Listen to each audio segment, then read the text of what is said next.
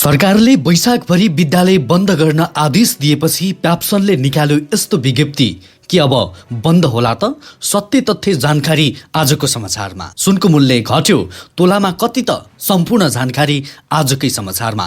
धरहराको उद्घाटन वैशाख 11 गर्ने तयारी, यस्तो बन्यो नयाँ धरहरा। पुनः 3 हप्ताका लागि स्कुल कलेज बन्द हुने, यस्ता छन् नयाँ मापदण्ड।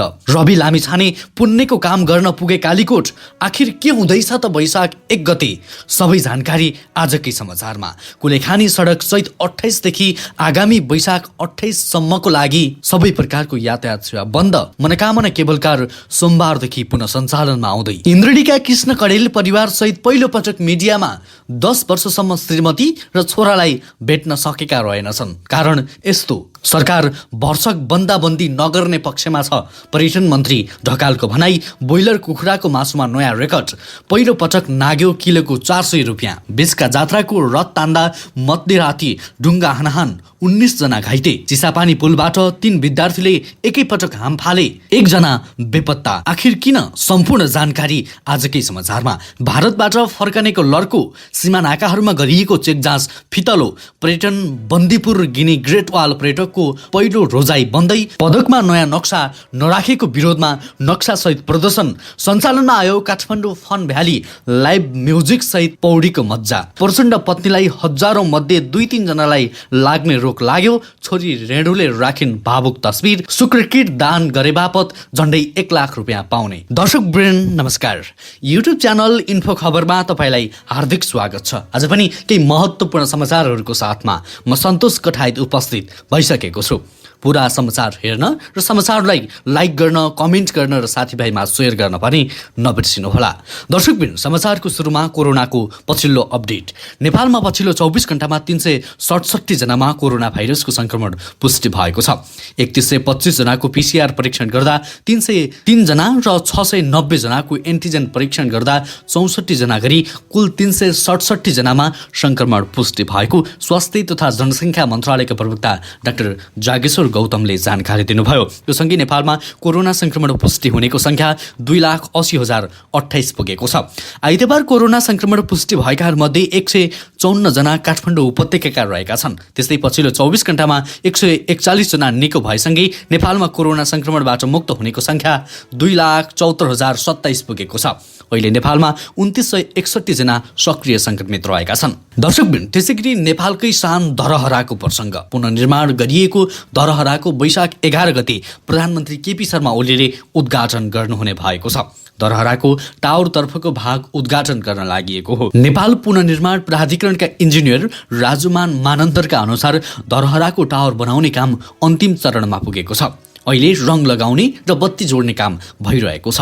गजुर पनि केही दिनभित्रै राखिने उनले जानकारी दिए। 2072 वैशाख 12 को भूकम्पले ढलेको धरहरा हामी 2078 वैशाख 11 गते फेरि उद्घाटन गर्दैछौँ, उनले भने। शोकको दिन कार्यक्रम गर्नु उचित नहुने भएकाले वैशाख 11 लाई उद्घाटनको दिन तोकेका हौँ। पार्कतर्फ काम नसकिएपछि भूकम्पले क्षतिग्रस्त सम्पदा उठ्नु गौरवको विषय भएकाले वैशाख 12 गते अघि नै उद्घाटन गर्न लागि इन्जिनियर मानन्दरले जानकारी दिनुभयो। दर्शकबिन, नेपालकै शान धरहरा पुनर्निर्माणको यो शुभ समाचारले तपाईलाई कतिको खुसी बनायो? कृपया कमेन्टमा खुसी व्यक्त गर्न नबिर्सिनुहोला। त्यसैगरी अब चर्चित सञ्चारकर्मी रवि लामिछानेको प्रसङ्ग। हरेक नयाँ वर्षमा नयाँ कामको थालनी गरिन्छ। नयाँ वर्षको दिन नयाँ कामको सुरुवातले वर्षभरि नै सफल भइन्छ या नयाँ वर्षको दिन जसरी बित्यो नि त्यो वर्षभरि नै त्यसरी नै बित्छ भन्ने मान्यता रहेको छ। तसर्थ हाँसी खुसी रमाइलो गरी नयाँ कामको थालनी उद्घाटन तथा शिलान्यास गरिन्छ। देशकै चर्चित पत्रकार तथा सञ्चारकर्मी रवि लामिछाने र दीपक बोहरा अहिले एउटा पुण्यको कामको लागि कालीकोट पुगेका छन्। केही दिन अगाडि रवि लामिछाने राजकोट हस्पिटल उद्घाटन गर्न होलीको समय तोकेका थिए, तर समय व्यस्तता र होलीको कारण नयाँ कामको सुरुवात नयाँ वर्षमा नै गर्ने भनेर आज रवि लामिछाने राजकोट हस्पिटल कालीकोटमा पुग्नु भएको छ। वैशाख 1 गते अर्थात् नयाँ वर्षकै दिन राजकोट हस्पिटलको उद्घाटन कार्यक्रम हुँदैछ। आज रवि लामिछाने राजकोट हस्पिटल उद्घाटन गर्न कालीकोट पुगेका छन्। राजकोट हस्पिटल हस्तान्तरण र भव्य उद्घाटन वैशाख 1 गते हुने बताएका छन्। यसबारे थप जानकारी भोलिको एपिसोडमा प्रसारण गर्ने नै छौँ। राजकोट अस्पताल सञ्चालनमा आयो भने त्योभन्दा ठुलो पुण्यको काम अरू केही हुने छैन। विगत लामो समयदेखि कालीकोटमा सुविधा सम्पन्न हस्पिटलको खाँचो थियो। अब भने कालीकोटवासी र राजकोट हस्पिटल आसपासका जनता मजाले सेवा लिन पाउने भएका छन्। राजकोट हस्पिटल हस्तान्तरण कार्य वैशाख 1 गते भए पनि सञ्चालनमा भने पहिलेदेखि नै आइरहेको छ। दर्शकवृन्द, सरकारले गर्नुपर्ने यी कामहरू सडक निर्माण, रङ्गशाला, हस्पिटल लगायतका यी विविध कामहरू अहिले देशका कलाकार, पत्रकार र देश विदेशमा रहेका जनताले गर्नु परिरहेको छ। यो हाम्रो देशको लागि विडम्बनाको कुरा हो। सबै गौरव गर्न लायक आयोजनाहरू कलाकार र पत्रकारले नै गर्नुपर्ने भए राज्य सञ्चालन गर्ने सरकारको चाहिँ के काम? कालीकोट जस्तो दुर्गम बस्तीमा गरिब नेपाली जनताको लागि अस्पताल स्थापना गरिदिनु हुने पत्रकार रवि लामिछाने ज्यूको साँच्चीकै साथमा हुनुहुन्छ भने I am with Rabi Lamichhane भनेर कमेन्ट गर्न नबिर्सिनुहोला। त्यसैगरी अब अर्को समाचार। भक्तपुरमा शनिबार सुरु भएको बिसका जात्रामा भैरवको रथ तान्ने क्रममा राति रथबाट झर्दा र रथ तान्ने क्रममा ढुङ्गा हानाहान हुँदा 19 जना घाइते भएका छन्। शनिबार अपराह्न 4 बजे रथ तान्न सुरु भएको र राति करिब 9 बजे रथ तान्दै गर्दा रथबाट खसेर रथको चक्कामा पर्दा भनवा 10 का 79 वर्षीय कृष्ण गोपाल मुलगोठी र 26 वर्षीय दिपेश साङ्गौछे घाइते भएका छन्। घाइतेलाई तत्कालै उपचारका लागि अस्पताल भक्तपुरमा लगिएको कृष्ण गोपाल मुलकोटीलाई थप उपचारका लागि थिमी स्थित मध्यपुर अस्पताल सिफारिस गरिएको छ। त्यसैगरी अब विद्यालयको प्रसङ्ग। छिमेकी मुलुकमा अवस्था भयावह बन्दै गएको कोरोनाको दोस्रो लहर नेपालमा पनि प्रवेश गरिसकेको छ। नयाँ प्रकारको कोरोना थप खतरनाक भएको चिकित्सकहरूले बताइरहेका छन्।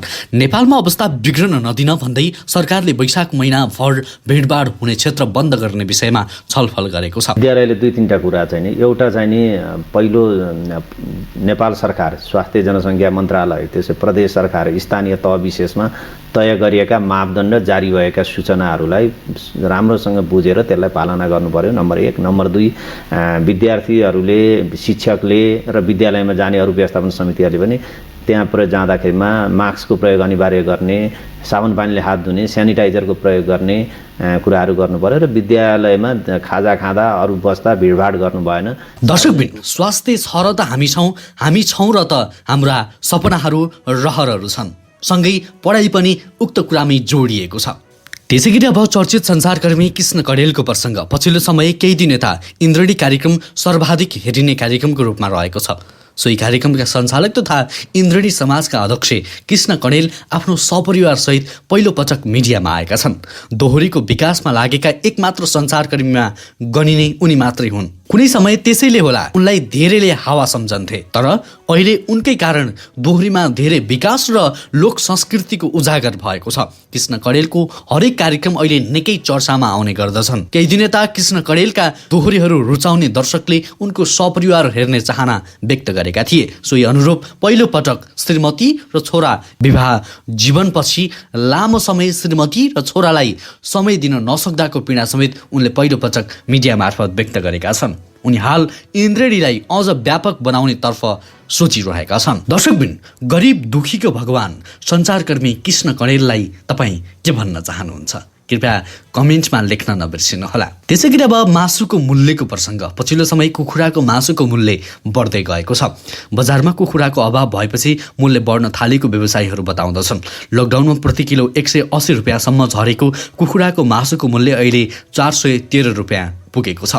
बजारमा कुखुराको मासुको माग बढ्न थालेपछि भ्याली कोल्ड स्टोरका सञ्चालक हरिकृष्ण रावलले जानकारी दिए। बजारमा कुखुराको मासुको माग बढेपछि मूल्य पनि बढ्दै गएको भ्याली कोल्ड स्टोरका सञ्चालक हरिकृष्ण रावलले जानकारी दिए। उनका अनुसार विगत 2-3 दिन अघिदेखि बजारमा कुखुराको मासु प्रति किलो 413 रुपियाँ पुगेको छ। यसअघि 398 रुपियाँ कायम थियो। पहिलो पटक कुखुराको मासु प्रति किलो 413 रुपियाँ पुगेको उनी बताउँदछन्। कुखुराको मासुको मूल्य अहिलेसम्म यति पुगेको थिएन, पहिलो पटक हो उनले भने। बजारमा उत्पादन कम हुनु र भएका उत्पादनमा पनि बर्ड फ्लू तथा अन्य भाइरसका कारण नष्ट गरिएको हुँदा मूल्य बढेको हो। अहिले काठमाडौँमा जिउँदो कुखुराको मूल्य प्रति केजी 280 रुपियाँ रहेको कुखुरा उत्पादक सङ्घका अध्यक्ष जनक पौडेलले जानकारी दिए। त्यस्तै तराईमा भने प्रति केजी 260 रुपियाँ मासुको मूल्य तोकिएको छ। त्यसैगरी अब अर्को समाचार। मकवानपुरको इन्द्र सरोवर गाउँपालिका अन्तर्गत पर्ने कुलेखानीको हेबी फाखेल सडक खण्डको पुनः मर्मत सम्भार गर्न चैत 28 गतेदेखि आगामी वैशाख 28 गतेसम्मको लागि सबै प्रकारको यातायात सेवा बन्द गर्ने निर्णय गरेको बागमती प्रदेश यातायात पूर्वाधार निर्देशनालयले जनाएको छ। उक्त सडक खण्ड कुलेखानीको हेबीदेखि महालक्ष्मी हुँदै फाखेल र काठमाडौँ जिल्लाको सिमानामा पर्ने फर्पिङसम्मको सडकको ढलान ढल निकास र कालो पत्रे गर्ने कार्यको लागि कुलेखानी हुँदै काठमाडौँतर्फ जाने सबै प्रकारको यातायात सेवालाई बन्द गर्नु परेको बागमती प्रदेश यातायात पूर्वाधार निर्देशक डाक्टर सहदेव भण्डारीले बताए। उनका अनुसार काठमाडौँको दक्षिणकाली हुँदै सिस्नरीतर्फ आउने सडक खण्ड यातायात सञ्चालनमा रोक नलगाइएको उनले जानकारी दिए। त्यसैगरी अब सुन सम्बन्धी जानकारी। नेपाली बजारमा आइतबार सुनको मूल्यमा सामान्य गिरावट आएको छ। नेपाल सुन चाँदी व्यवसायी महासङ्घका अनुसार शुक्रबार तोलामा 89,900 रुपियाँमा कारोबार भएको छापावाला सुन आइतबार घटेर 89,500 रुपियाँमा कारोबार भएको हो। त्यस्तै तेजाबी सुनको पनि तोलामा 89,050 रुपियाँमा कारोबार भइरहेको छ। त्यस्तै शुक्रबार तोलामा 1,280 रुपियाँमा कारोबार भएको चाँदी आइतबार तोलामा 1,275 रुपियाँमा कारोबार भएको पनि महासङ्घले जनाएको छ। त्यसैगरी कैलालीको कर्णाली चिसापानी पुलबाट एक युवक बेपत्ता भएका छन्।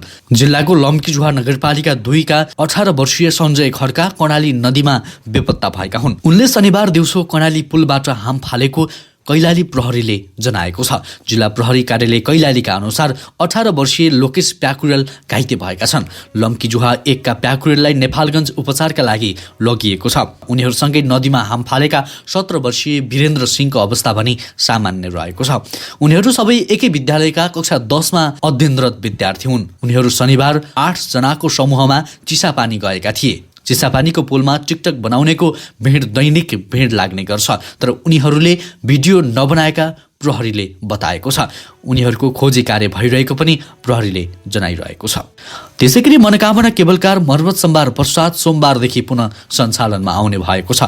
मनोकामना दर्शन प्रहरीले शनिबार सूचना जारी गर्दै प्रथम चरण मध्येको कार्य अनुमानित समयभन्दा एक दिन अगावै सम्पन्न भएकाले चैत 31 गते सञ्चालन गर्ने भनिएको केबल कार चैत 30 गते सोमबारबाटै सञ्चालनमा आउने जनाइएको हो।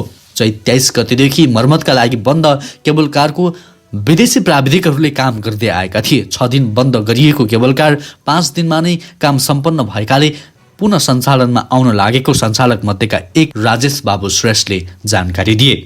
त्यसैगरी अब लकडाउनको प्रसङ्ग। संस्कृति पर्यटन तथा नागरिक उड्डयन मन्त्री भानुभक्त ढकालले कोभिड-19 महामारी नियन्त्रणका लागि सरकारले भरसक बन्दाबन्दी लागू गर्नु नपरोस् भनेर आवश्यक तयारीमा जुटिरहेको बताएका छन्। नेपाल पर्वतारोहण सङ्घको 30औं वार्षिक साधारण सभाको आज उद्घाटन गर्दै मन्त्री ढकालले कोभिड महामारी नियन्त्रणका लागि सरकार लागि परेको समेत बताए। उनले भने विगतको कहाली लाग्दो अवस्थाले फेरि पनि झकझकाइरहेको छ।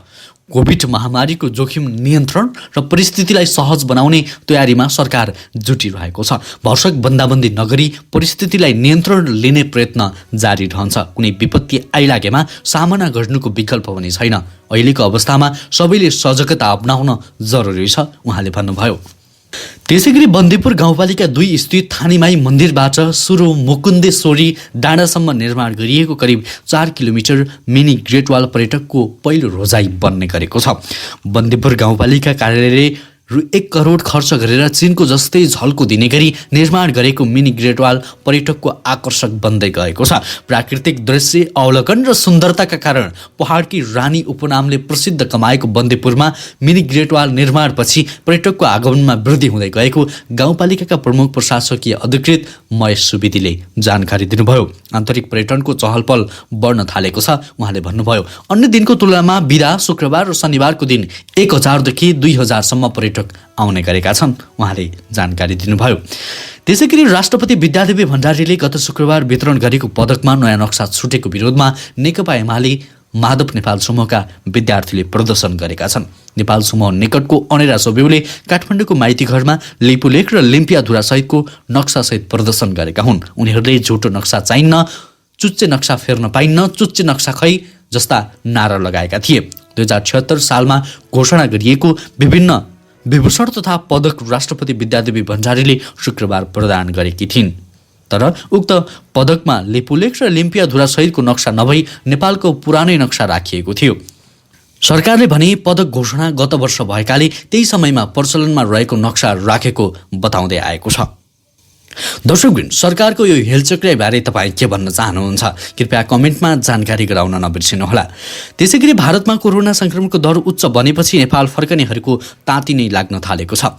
मुलुकका प्रमुख सीमा नाकाहरूमा हरेक दिन फर्कनेहरूको लर्को लाग्दा सीमावर्ती सडक र देशका विभिन्न भागमा कोरोना संक्रमण जोखिमको अवस्था बढिरहेको छ। सीमानाकामा स्वास्थ्य चेक जाँचको व्यवस्था भए पनि संक्रमितहरू प्रवेश गर्न सक्ने धेरै बाटोहरू रहेकाले थप सतर्क बन्नुपर्ने अवस्था आएको छ। सीमानाकाहरूमा गरिएको परीक्षणमा हालसम्म 50 भन्दा बढीमा संक्रमण पुष्टि भएको छ। नेपालगञ्जको जमुनाह नाकाबाट फर्कने नेपालीहरूको संख्या हरेक दिन बढिरहेको छ। यो नाकाबाट पछिल्लो एक सातामा 4435 नेपाली सहित केही भारतीय नागरिक नेपाल प्रवेश गरेका छन्। यसरी फर्कनेहरूमा 6 जनामा कोरोना संक्रमण भएको जमुनाह हेल्थ डेस्कले जनाएको छ। त्यसैगरी केही समय अघि निकै चर्चामा रहेको काठमाडौँ फन भ्याली पुनः सञ्चालनमा आएको छ। भक्तपुरको सूर्यविनायक 9 र 10 स्थित फलासीमा रहेको यो काठमाडौँ फन भ्याली नयाँ स्वरूपमा सञ्चालनमा आएको हो। अब काठमाडौँ फन भ्यालीमा पुग्नेहरूले पौडी मात्र होइन, लाइभ म्युजिकको मजा लिन पनि पाउनेछन्।